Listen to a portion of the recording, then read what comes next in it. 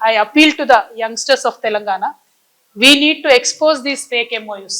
మేము చేసిన రీసెర్చ్ తోని we found out about 10-20 companies which we will upload online. నేను అపీల్ చేసేది తెలంగాణ యువకులతోని, దయచేసి మీరు కూడా రీసెర్చ్ చేయండి. ఫేక్ MOUs ఏవైతే ఉంటాయో వాటిని ఎక్స్పోజ్ చేద్దాం. కాంగ్రెస్ ఫేక్ MOUs అనేటటువంటి మనం ఎక్స్పోజ్ చేయాలి. ఎందుకంటే ఒక పక్క ప్రజలు సఫర్ అవుతుంటే, అగ్ని ప్రమాదాల్లో చచ్చిపోతుంటే, ఎక్సైజ్ వాళ్ళ మీద దాడులు జరుగుతుంటే విదేశాల్లో ఉన్న ముఖ్యమంత్రి గారు స్పందించరు. ఇంకొక పక్క 3 ఏళ్లలో 30 సార్లు విదేశాలు తిరిగి గ్లోబల్ సమిట్లు 3 పెట్టి, తెలంగాణలో గ్లోబల్ సమిట్ పెట్టి పెట్టుబడులు వచ్చేస్తున్నాయి, ఉద్యోగాలు వచ్చేస్తున్నాయని మోసం చేస్తున్నారు. కాబట్టి తెలంగాణ యువకులకు నేను పిలిపిస్తా ఉన్నాను, #fake MOUs, Congress fake MOUs, వీటిని ఎక్స్పోజ్ చేద్దాం దయచేసి. ఎందుకంటే ఈ ప్రభుత్వం ప్రజలను ఎంత మోసం చేస్తుందో మనం తెలుసుకోవాలి, తెలియజేయాలి. మనం ఏమనుకుంటాం, ఇన్ని లక్షల కోట్ల ఇన్వెస్ట్మెంట్ వస్తుందంటే ఎన్ని వేల ఉద్యోగాలు వస్తాయో అనుకుంటాం.